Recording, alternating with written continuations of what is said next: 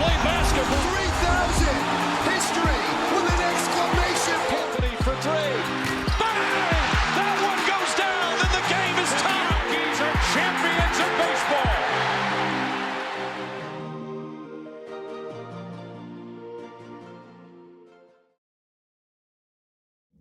Okay, well, that was easy. That was fun. As the Knicks continue to wrap up this regular season, 6 wins in a row now for your Knicks. 6 wins in a row for your Knicks. It's hard to really dissect these games. Again, they are in the midst of probably the easiest stretch in NBA history. I mean, with the amount of tanking teams there are. And they've been passing. I don't care how much people want to bitch, moan, and complain about how they're winning these games. And, oh, no, the Nets game was this. They won that game. They won the game. And same thing for some of these other games. They've won 6 in a row. If you're upset, if you're ranting, if you're disappointed, you're just splitting hairs. How about win the basketball game? Do I care about process in a game like this, in a game like these, in games like these? No, I really don't, because I don't think the Knicks are taking these games serious. And to be honest with you, with what looks like a team that's going to wrap up the season with at least the 3 seed, and pretty close to the 2, I don't think it's too important for them to go like 110% against these teams. I know I said a couple of days ago where they're not the type of team that can just flip a switch like that. Against these types of teams, I think anybody kind of can. Any contender can. So I do take that back. Anyways, 6 in a row. Again, half game behind Boston for second. At the moment, they are matched up with Atlanta in the first round. That's the 3 versus 6 matchup. So we'll see what happens. In Cleveland, they won. They won their 3rd in a row last night, so they are still 2.5 behind the Knicks as the Knicks win this game 145-113. This was an easy one at the Garden against the Wizards, who are without a couple guys, obviously without AD and without Trae Young. And the tank continues. They were also without what's his name got suspended, Champagnie. But this one was, again, maybe a little too close for comfort in the first half. The game was over by the second half at some point. And I know it's the Wizards, so there's not going to be a ton of takeaways here. But I do want to discuss trends. I'm big on trends, things that continue to look sustainable or promising things, negative things. And for this episode, for the most part, we're going to talk about some promising trends. One of those promising trends being the play of Karl Anthony Towns. And Karl Anthony Towns went out there last night and he produced another excellent line to get his 19th game ball of the season, as he went for 26 points, 16 rebounds, 3 assists. He had 1 steal, was 9 for 13 from the floor, 7 for 7 at the foul line, and was a plus 16 across just 26 minutes. He won the defensive player of the game, so he got the hard hat and the Timbs. Thought it was a very good performance from him on that end. He continues, though, to just be exceptional on the offensive end. And since that spurt where he went through, I think it was 6 consecutive games where he was scoring under 20 points, just could not find the bottom of the basket. Since then, he's been on fire. And in his last 20 games, he's averaging 21 points, 12 rebounds, and 3 assists. But on top of the volume, it's the efficiency.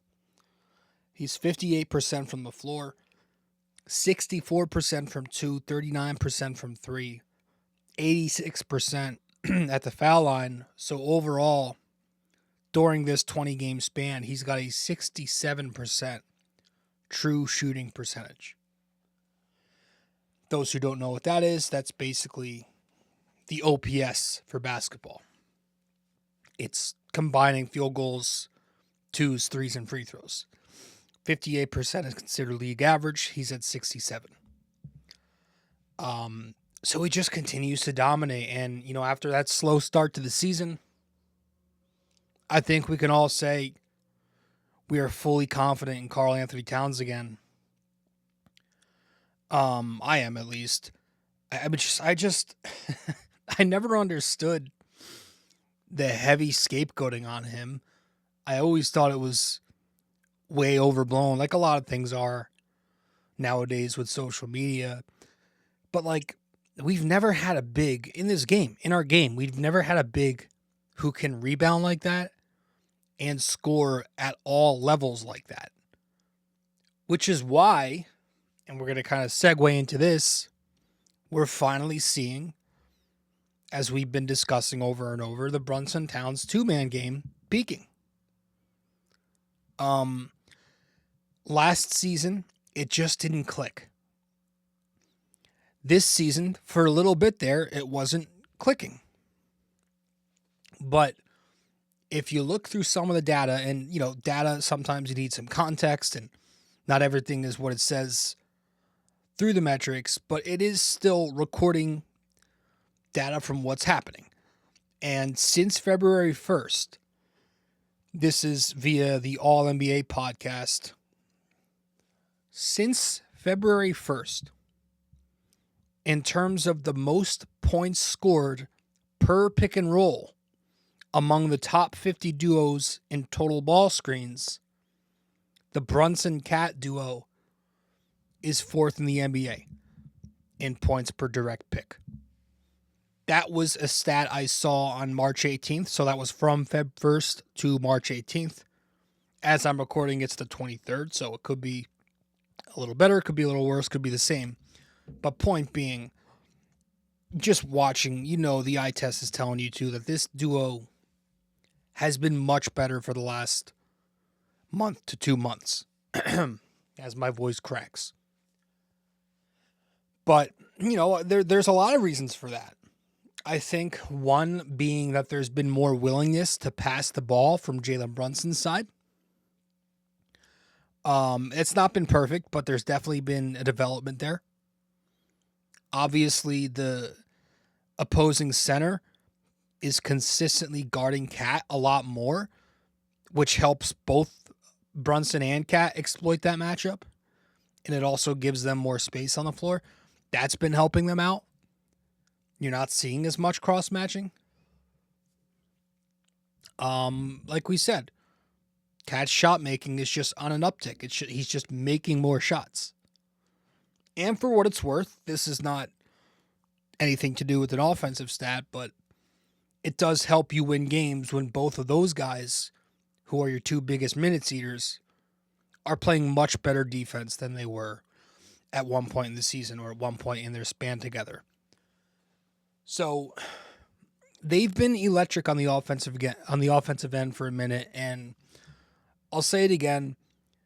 The thing about the Brunson-Cat dynamic is when you put those two in action together, especially when the center is guarding Cat, there's no go-to, because center's on Cat.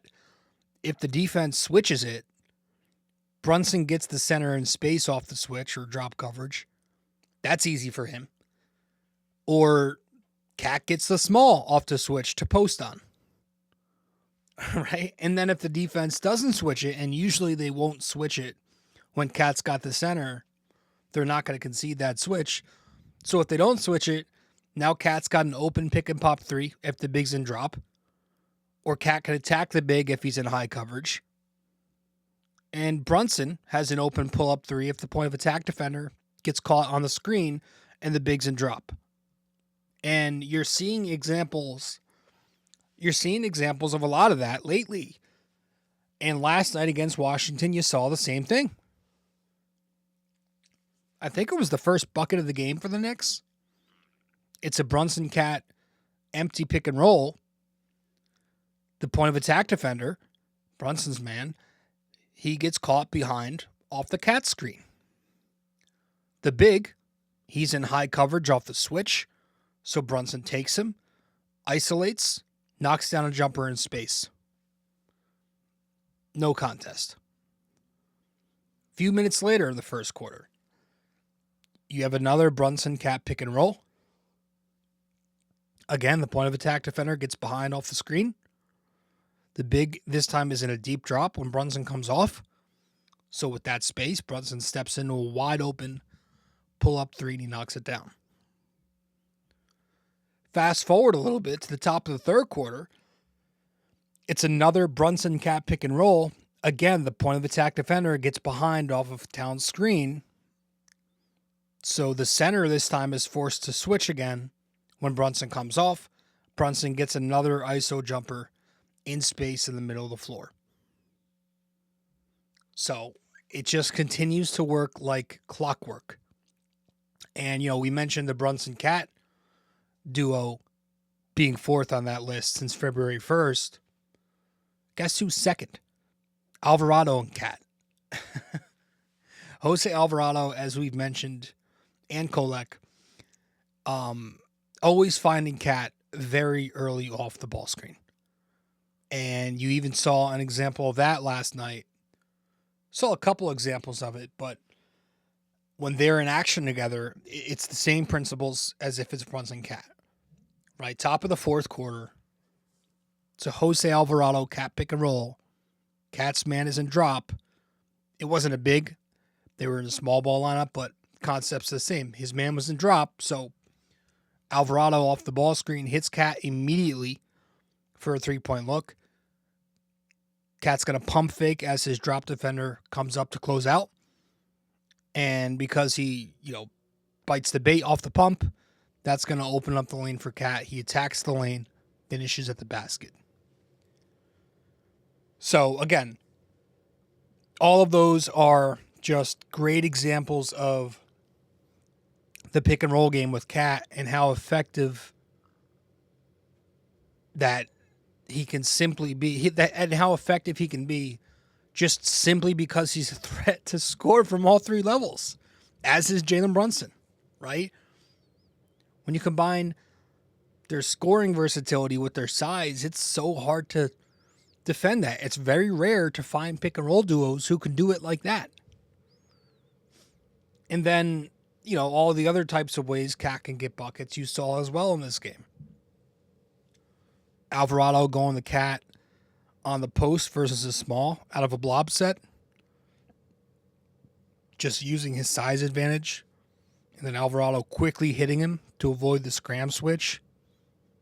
You had Hart and Brunson hitting Cat as a trailer multiple times in this game. Just getting him with his momentum going downhill versus either a slower big or a small. Or getting him open threes with the big sag back in transition. Getting to him in transition before the defense is able to set up the help and the cross match. You had a few times in the first half where Cat was attacking the center from the three-point line, from the top of the key, to draw contact on his drive. He dominates bigs on drives like that. We always talk about that. You had a nice little Miami action, Cat McHale Miami action, where they went DHO in the pick and roll. They have some nice plays together last night. But that's the Cat stuff that we continue to talk about, and it's improving. I also love, another part of the whole Cat cross-matching equation sometimes is Hart taking those open looks, right? Making the defense pay for cross-matching or just ignoring Hart, dropping, going under, helping off, etc. Hart needs to take those threes. We talk about it all the time. In his last 3 games, Josh Hart is 9 for 9 from 3. The other day against Indiana, he was 5 for 5. Last night, he was 3 for 3. The first quarter, you get a Hart-Mitch pick and roll. Hart's point of attack defender, he goes under the Mitch screen. Mitch's defenders in drop coverage, so Hart's going to take the open three-point pull-up. Top of the third quarter, Mikhail Cat give and go on the first side. Mikhail attacks middle of the floor. That forces Hart's defender to cheat down on weak side help. Mikhail hits Hart off that for a corner. They run a very similar action, Mikhail and Cat, to force the same kind of help off the corner in the middle of the period. Get another Hart three out of it.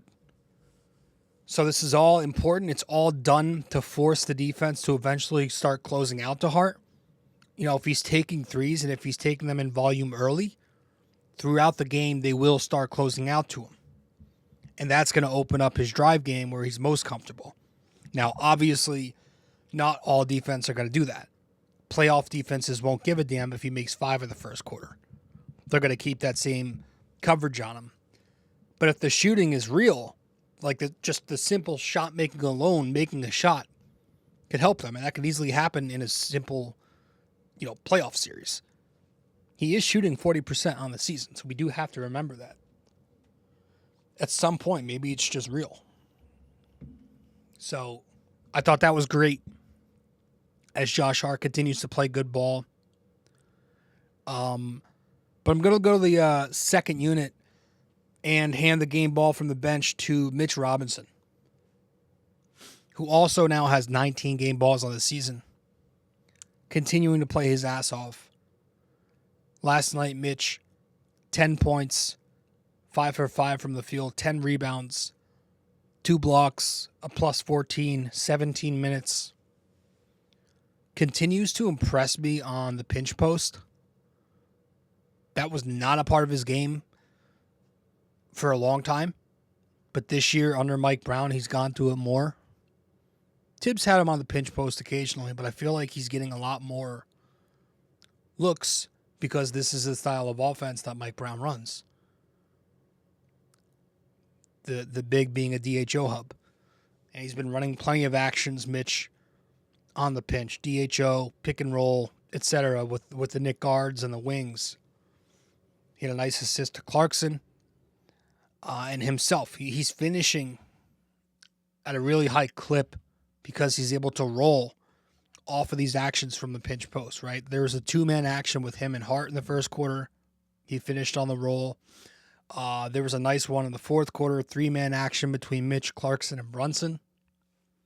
Gets a finish off the roll. So I like that offense. And of course, the defense, Mitchell Robinson's defense continues to be phenomenal. Last night, I thought it was really, really good.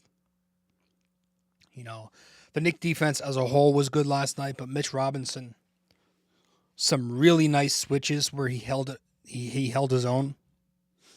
Switching onto a wing, I think it was Hardy, to force an air ball in the first half. The next time down, he switches onto a small, gets beat, but makes a nice rear contest block off the drive at the basket.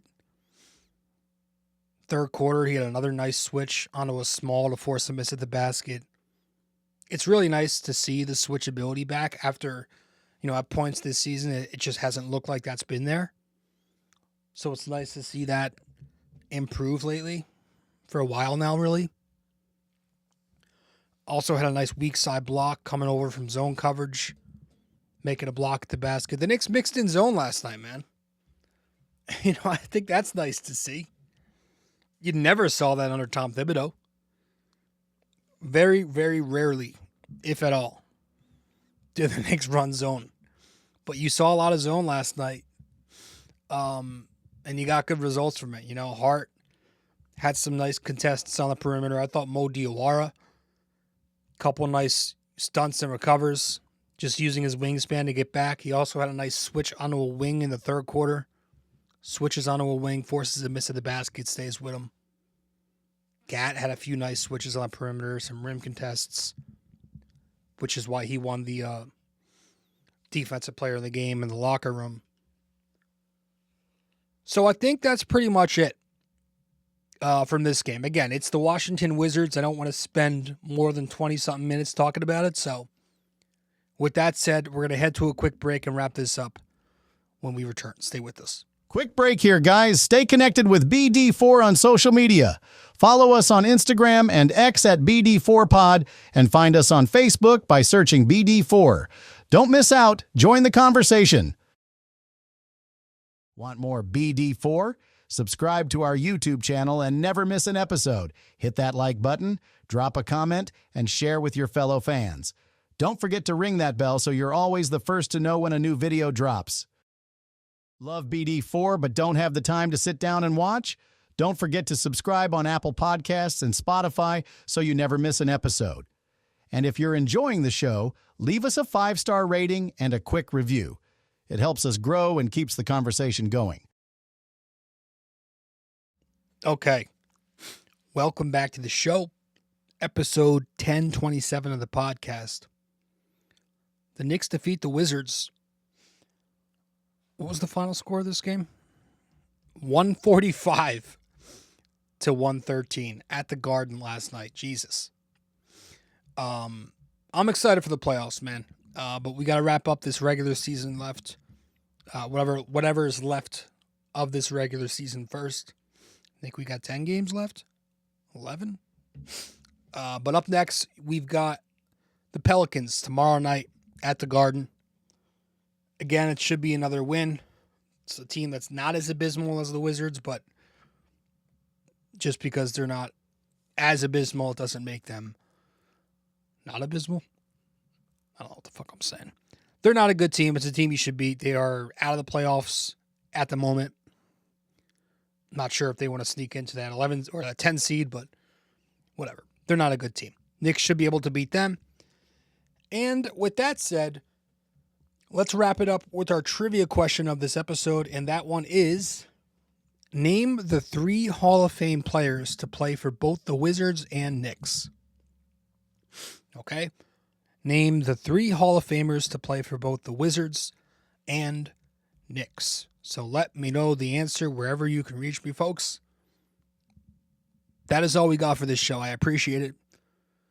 To my Yankees fans, I'm going to try to get an episode out before the season begins. If not, I will see you opening day or, after the opening series, as we do an episode every series. So, Knicks fans, I'll see you soon. Yanks fans, I will also see you in a few days. Later. Hey guys, thank you for listening to BD4. Be sure to follow us on social media, subscribe to us on YouTube, and give us a 5-star rating on Apple Podcasts. We'll see you next time.